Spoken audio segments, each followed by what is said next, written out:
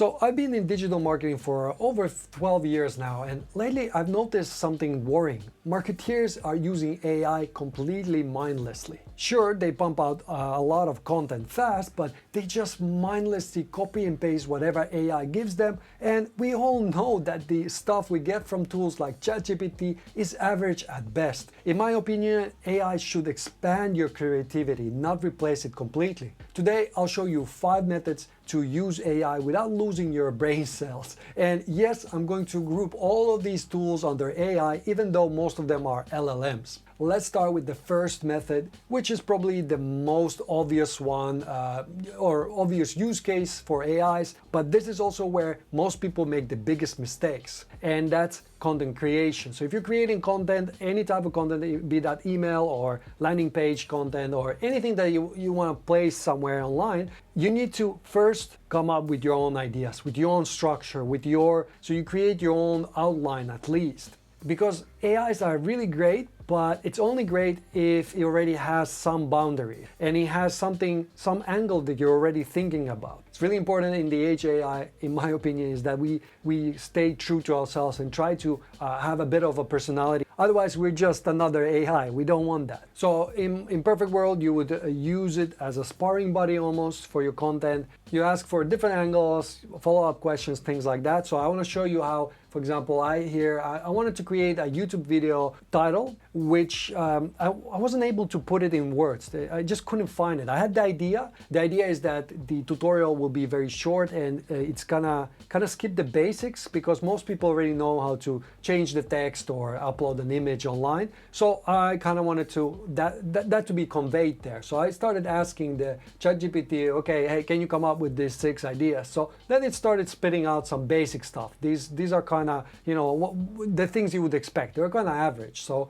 then, all right, I like this one. Let's look at the fast breakdown. How can you, work with that more? It gave me more ideas. Then I was like, hey, actually, let's try if you're in a hurry. It didn't even mention that, but that got my creative juices running, and I was able to, okay, let's try this angle.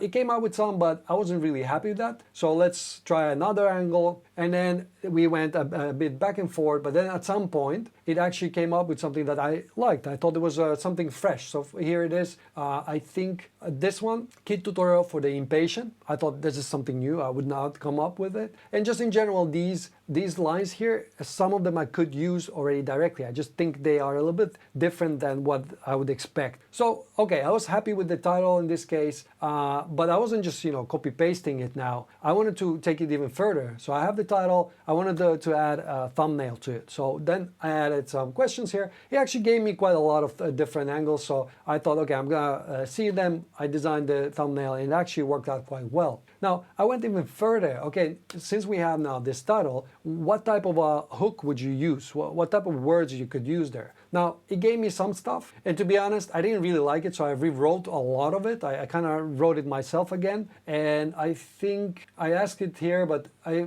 rewrote it at some point, and I say here, okay, this is what I'm thinking. And then I asked it to kind of polish it a little because English is not my first language, so I wanted it to just give it another look. So it actually did quite a decent job. And here there's an ultra short version, which I kind of liked it. I didn't end up using this one. I did use my own, like this polished version, but with some changes. But in the end, where I started, you can see that the chat is quite long. I didn't just go and copy paste whatever it gave me first time and that's it. No, it's a conversation. It's a sparring buddy. That's where you can shine. And that's how you can still use your creativity. And it just gives you a bit of those ideas that you might not come up by yourself. And just remember, always just add that your personality, it's the only thing that keeps us separate from the AIs. And we can get ahead just creating something new and something different. And this is the way to do it. Now, I'll be honest with you, I got inspired for this video from another creator named Syntax, who is a developer and was talking about how he feels that LLMs like ChatGPT or Claude have taken all the fun out of coding. And I agree, some tasks used to be fun and challenging, but now they're just you just copy and paste whatever AI gives you. So that's why it's really important that we keep some perspective to this, that AI should not replace the fun tasks. Yes, it can enhance it, it can make it even better, but I think it's really important that we as marketeers, or just as people on this earth, make sure that we don't let this machine dictate all our decisions. And we need to remember that it can lie. Hallucinations are real, so sometimes the information you get out of it is not even true. For marketing, it's easier to check because you probably know your products and so on, but still, I do think that the fun stuff you should do yourself whenever you can, and then the more boring things, or the things that AI is actually really good at, that's where we should leave it with. And actually that's a nice bridge to the next method, because it really encompasses what AIs are good at, but those hallucinations, you need to keep those somehow under control. And that's basically, you let the AI to research a topic for you. For research, I like to use Perplexity.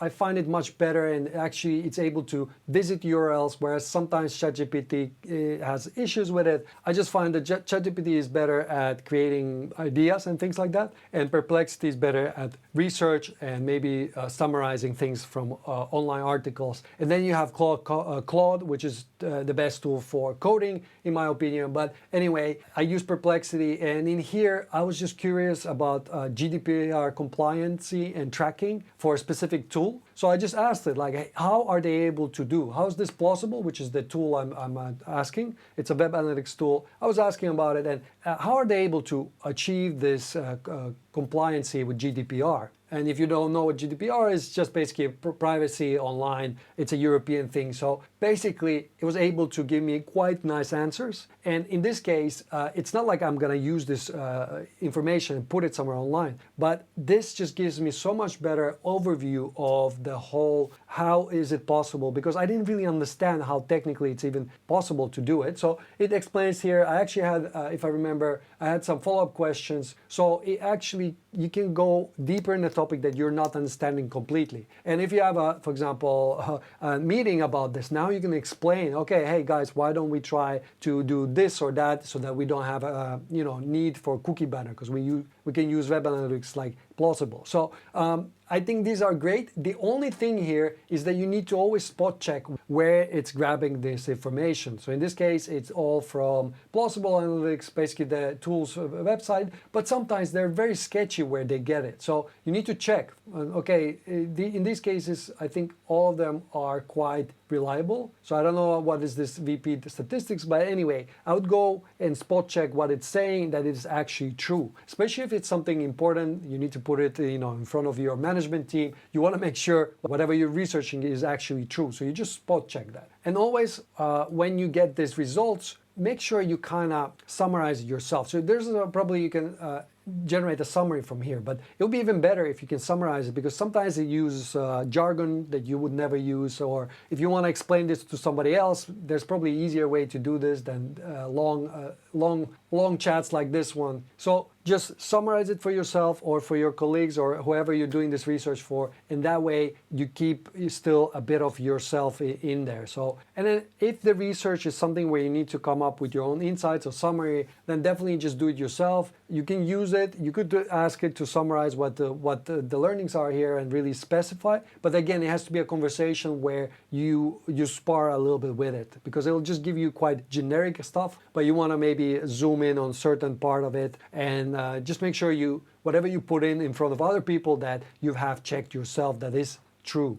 Now the next method is also something that AI shines at, but again, you have same issues as before. You need to make sure whatever it's showing you is actually true, and that's basically taking lots of data and summarizing it. For example, here I have this research I've done on the website. It's basically a survey like how happy you are with our website, and basically I uploaded a CSV file with like 20,000 responses, or actually 50,000 responses, and then I asked it to analyze it and what kind of user feedback we got. And the sheet was actually in Dutch, and I was able to get the results in English, so it just saved me so much time. And you can see it gives you quite nice overview, and then it goes into the specifics, which is great. I then had a conversation with it because I wanted to see more about the negative feedback, what type of feedback was there, and I wanted the negative feedback to be grouped into different segments, if you will. That way, I was able to also use this to come up with my own insights, because it will give you some insights there, and they're okay. But again, you need to make sure that whatever it gives you is actually the truth. So it's better that you go into the sheet, you double check, okay, where there are actually 52,000 rows. Okay, that's easy to check. Then you check, okay, well, could the stars be true? So you just spot check things, and then if you're convinced by that, you can start looking at the results, because this is where AI should shine. Because if you remember, they are trained on humongous amount of information. So this should be piece of cake for them. So this is one of my favorite ways of using AI as a marketeer, is just summarizing either user research or reviews or any other data. If there's data that is not easily just, you can't just count it. It's words, and you need to understand them. So for that, it's perfect for it, because this would take probably a day or a day and a half just to complete all of this. And whenever you're presenting these results, just make your insights yourself, the summary of it also yourself. For this, we actually want to use the AI, because for most people, this is not something that you are inspired to do. This is not the fun part of research. The insights are the fun part, but this would take so much time, and it's just not that fun, actually. The fourth method to use AI as marketeers is to use it to code small code snippets for us. For example, for pixels, for any type of tracking we want to add to our website. So for example, I have here just ChatGPT, and let's say this is my website, and I want to actually track this button. Well, how would I do that? If I don't know how to code it, I've never used Google Tag Manager, then this would be really hard. But so I can just come here, right click on this website, and then view page source, and then I could give it this whole block of code, and then tell it, hey, there's this button, start your free trial, it's the first one, I want to track it. So let's try that. I'm going to save this as a file, and now if I go to ChatGPT, and I'll upload that file. And now I can ask it to create some code for me that I want to install in Google Tag Manager, for example. So I simply ask it, I want to track the first CTA with text, start your free trial in GA4 using Google Tag Manager. Can you give me the steps and code to do this? So now it'll take a few seconds to actually generate it. And once it's done, you can just follow the steps, and you probably will be fine. Now, if you don't know any coding and you've never done that before, then don't give it too big tasks. That's just not gonna work out. It's good at it, but you need to know how to use it. So for smaller pixel tracking and things like that, this is perfect. For anything that is a little custom that you can't find on YouTube or something like that, then this is the way to go. And there you go. You got now the instructions. Here's the code that you can add to Google Tag Manager, and it should just work. Now, obviously, Google Tag Manager, you need to know a little bit how it works and how to test it, but it gives you the steps, and you're able to create all of this if you want to. It's perfect for small code snippets. And the last method is such a good tool, and it's so underutilized, because now you have a sparring partner, but you also can have somebody who critiques your work. And this is perfect if you've created a landing page, or if you have a presentation to your management, and then you're already so in your head that you cannot see other angles. You can use AI to critique your work. So imagine if it's you're presenting to the management team, you could ask ChatGPT to pretend that they are the management team. They only look at the high level numbers, and you can even add a bit of personality to them if you know your management team, so that it represents a little bit the sort of reality. And then it just lets you know some feedback, how well you're doing in certain areas, and how others could use some work. So let me show you an example in ChatGPT how I actually did it. You can see that I actually asked it to analyze this one or critique this landing page, and I told it quite specifically, like, hey, imagine you're an email marketer who wants to improve email sales. You're working in a small company, you just landed on the landing page. What are your first questions and objections? I give the URL here. It did give me a error, so it didn't accept it, so I had to upload the HTML myself here, but that's not a problem. Once I did that, it started giving me some really nice feedback. For example, here, is this an add-on to my email platform or a standalone app? Which is a good question. I never thought about it, but this is definitely something I could at least add to FAQs or something. So you see that there are things that it starts poking, and then it kind of triggers ideas in your head as well. So you could take this even further. You can start asking that, hey, be more critical. Like, can you look at my value proposition? What do you think about it? Like, where there's a bit of fluff, or is it not clear here and there? So it's definitely a great tool to, it's just nice to have something, look at your work and have a different angle or perspective. That way, if you're really in your head, you get different ways to look at the same thing, right? Now you know how to use AI for marketing the real way. But if your website looks unprofessional, no matter how much you use AI, you won't be able to sell your products or services. That's why I created this video right here, where I'll teach you 7 ways to make your website look more professional and turn clicks into clients.